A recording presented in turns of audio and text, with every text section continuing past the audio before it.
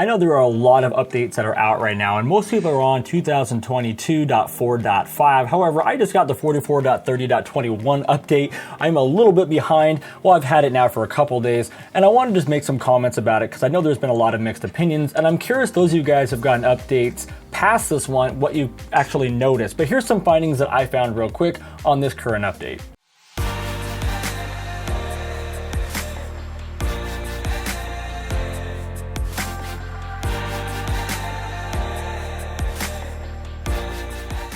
In my initial question to you all who already have it, there was a lot of mixed opinion already. Some claimed it does roundabouts perfectly when before it didn't. Some say it even handles gates. I've heard that phantom braking has returned from multiple people. Some say there aren't any differences at all, and others say that it has regressed in multiple areas. So today I went out to put it to the test to see if I noticed any kinds of changes myself. I did get some phantom braking through a neighborhood right off the bat, which wasn't usually there either, but I thought maybe that came from people on the sidewalk doing some kind of projection where they thought maybe they would cross in front of them. I also noticed very distinctively that going through a neighborhood like this, where it's a really wide road, it does a great job, way more so than before, of getting very close and hugging over to the cars. Watch this Mustang right here. As we go past it, it just hugs it nicely there. It's about 2 feet from the car, and it just really made it so if a car was coming towards you, it could easily pass. Now, this part right here was super impressive to me because, as you guys have seen, I have tried to make this right turn well on full self-drive ever since I got full self-drive, and it's never ever been able to do it. So here I'm letting the car take over. Right off the bat, the car wanted to go, but there's a Corvette racing through, so I had to stop it.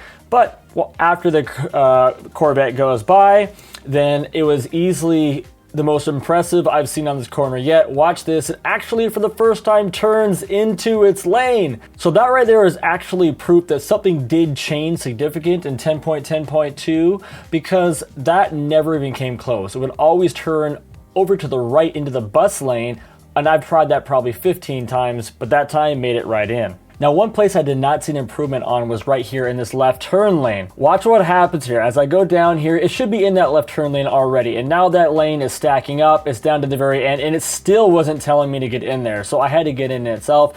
So that's a little bit of a mapping issue. That's a little bit of the car just not recognizing which lane to be an issue, but it is great to see that it has made some improvements in lane choices, as we just witnessed, but this one is not yet fixed. But after it was time to go, you can see that it did a great job making a turn through that massive intersection right into the nearest lane, and just, exactly what you would expect. So now this neighborhood right here has 3 roundabouts in a row, and they're small, tricky ones. They only have about an inch of a lip. We went through this at 26 miles per hour and was able to actually dodge that little roundabout edge. And last time I went straight over the thing, which is really impressive. So here we're coming down now again to the second one. And this time I slowed it down a little bit because we're coming in really hot. And these are really, really sharp, like quick darts around it. And it did pretty good, except my back tire did clip it right there. And then it was able to swerve around that truck, which was right outside of that roundabout, which I actually thought was pretty impressive. The only thing I questioned was if that curb was bigger, would it have recognized it better and avoided it? Or would it have just ran over and curved my tires? I don't know. Then we went through this construction zone here, and I did show this a little while ago on the channel coming the other direction. The road is completely detoured. You can see the road normally turned to the left right there, but this time it goes straight, and the car handled it just fine. Went through all the different areas, the reroute. You could feel a little bit of tug in the steering wheel now and then, but overall it handled it just fine, and at the end of it, it curved right back onto the old road, no problems. So next we went down the curvy road test, and this road has some nice little turns on our way to the what I call the railroad crossing test, which we'll get to at the end of this here. And the car centered itself well. It was nice to see on the right turns that it didn't go over those lines. It often teased them, and this time, it wasn't a huge improvement, but I never saw them actually cross over the line, and I felt like it did pretty good. I didn't have to get any kind of a scare or have to make any kind of correction. Overall, it handled it pretty well. Although I do have to agree with those of you who said that phantom braking has come back. I certainly haven't had bad phantom braking, but I've gotten a lot of little light ones, like maybe 1 or 2 miles per hour.